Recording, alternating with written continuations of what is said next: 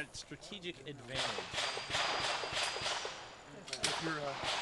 If you're an excitable boy, then the advantage is to start at 25 and come back. You got that 5, hammer, and then if you can't shed as soon as you move back out, then you're going to.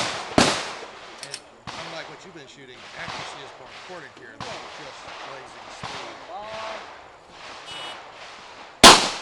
If you're excited and like you said in the heat of the moment, well, then you'd be better off starting at 25 and coming back. I think I might. Sign up on this side.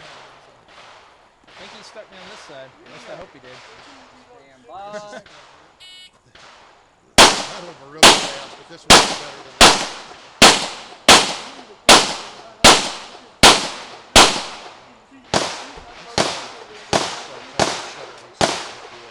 What's that? I think you got the wood. The piece on the bottom? Up right. You're right at the bottom left-hand corner. Yeah, like that. Nice.